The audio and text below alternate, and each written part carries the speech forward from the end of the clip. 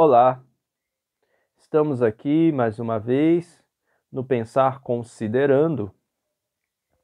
Eu recebi uma mensagem de um amigo falando a respeito do ser de Cristo, coisa muito legal, uma reta intenção de compartilhar os ensinamentos que guiam a vida. Toda vez que um cristão deseja compartilhar os seus ensinamentos recebidos das Escrituras, ele também está compartilhando ali a sua interpretação, o que não tem nada de errado, porque sem a interpretação ele não tem um veículo de acesso a um determinado conteúdo. Esse conteúdo da Sagrada Escritura, ele tem também aquilo que é a sua mensagem original. E muitas vezes a gente acaba se distanciando do que seria o sentido originário, de modo que a gente possa ter uma interpretação atual que condiz com o meu olhar em referência àquele texto que me inspira. Contudo, cabe a gente entender que diante de tantas situações da sociedade, o Cristo pode ser uma luz, mas o Cristo também pode ser vertido em mera instrumentalização de uma individualidade ou de uma conjuntura que a gente pode dizer assim, institucional, que defendendo aquilo que foi construído como corpo e identidade de uma determinada instituição. Aqui a gente está falando das diversidades das igrejas e as institucionalizações dessas entidades. Portanto, há uma diversidade que pode ser traduzida como riqueza ou como também o infortúnio erro da interpretação.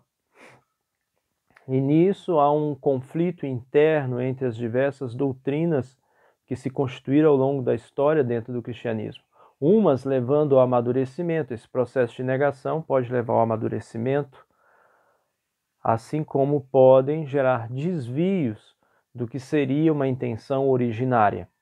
O que não quer dizer que não se deva amadurecer a intenção originária e adequar-se à realidade que rege. Então monta-se esse diálogo num sentido de uma busca de fidelidade a Deus. Essa é a experiência do crente que quer ser fiel a Deus.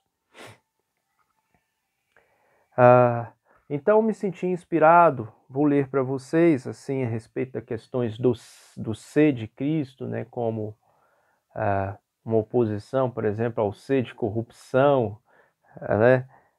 Muito interessante. Mas vamos lá. Infelizmente, há quem acredite que muitos dos cristãos estão apegados a um mero sentimentalismo, uma identidade que marca por sentir um tipo de amor, uma emoção naquilo que ele concebe em sua experiência de Cristo. Contudo, ainda reduzindo o Cristo à sua experiência e não como o grande tu que tem algo a lhe dizer e que lhe provoca a sair de si mesmo e que o levaria a uma experiência de transcendência. Então nós teríamos aí, nessa ausência de transcendência, uma experiência de uma ideia de Cristo, mas não no movimento do Cristo, que seria fidelidade a seu espírito. Então, assim, esse sentimentalismo passa a ser uma certeza, como se isso tudo bastasse na experiência da fé. Isso é um perigo de quem vive qualquer experiência de fé, mas que devemos ficar atentos. Então, o Cristo ele sempre foi fonte de esperança, testemunho e prática do amor, e em toda a sua missão, a sua ênfase maior foi revelar quem era o Pai. Então, olhando para o Cristo, quer se ver o Pai. Esse está constituído dentro do corpo do cristianismo, eu acho que presente em todas as instituições de fé cristã, independente de suas diversidades e aproximações ou igualdades de doutrinas, né? O interessante disso é que nós estamos num tempo onde cada um emite valores, então agora há uma tendência, né, de se afirmar um conservador ou se afirmar um progressista. Mas esses juízos todos entre essas duas colocações, elas precisam no mundo da fé, que quer pegar os valores do cristianismo e aplicar no mundo civil como uma contribuição à política, construção de leis, valores humanos, precisa ser muito bem refletido pelo cristão, porque senão ele acaba se tornando um juiz, um impositor de doutrinas, lembrando que uma das características do cristianismo é um processo de conversão que passa pelo pessoal. Isso, de alguma forma, me parece que trair uma experiência individual possível de Deus, né? Porque a gente também pode traduzir uma experiência mais de uma cultura de Deus do que de Deus mesmo, o que seja, né? Aquela pessoa que apenas repete os padrões da sociedade, mas ele não vive um diálogo com esse tu que é o Cristo e que revela o Pai e que revela os valores. Então a gente, para pensar, fazer juízos, na busca dessa fidelidade a Deus. Então essa é uma das características que o cristão deve estar vivenciando. Isso não é uma questão de repetir as Sagradas Escrituras, mas se inspirar nelas, viver segundo o Espírito. Se você apenas repete o que está escrito, tudo bem, já é algo bom, algo muito bom, mas e as circunstâncias atuais que não estavam naquele contexto? E se você pergunta qual seria a atitude de Jesus nesse momento, diante dessa circunstância que eu desconheço, acho que a coerência cristã passa por isso. Um cristianismo sem coerência é um cristianismo morto.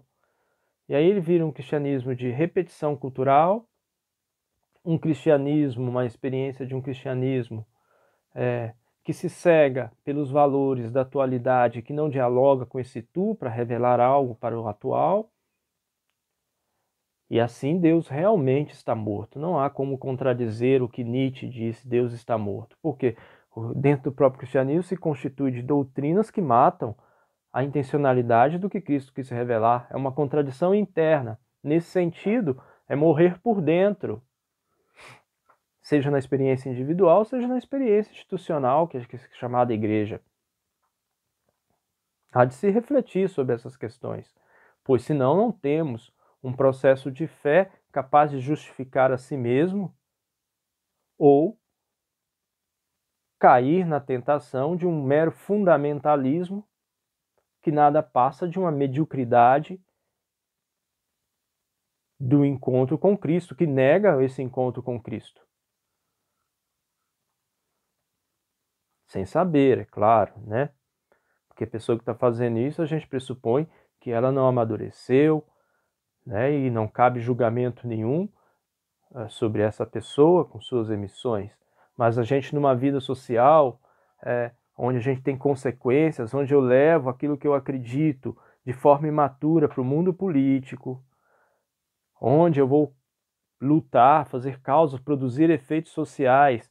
Então, às vezes, se essa pessoa, esse cristão, com mais boa intenção que ele esteja lá em defender a fé, em defender a pessoa de Cristo, como se Cristo não fosse concebido como onipotente, onisciente, onipresente, né? Como se Cristo precisasse de um defensor, Cristo fosse um coitadinho, que não é. Cristo é Deus, mas ele que se mostra humilde, mais humano do que nunca. São reflexões que a gente precisa fazer sobre si, essa vivência de fé, esse testemunho. Como ser um cristão acolhedor das diferenças, preocupado mais em amar do que julgar,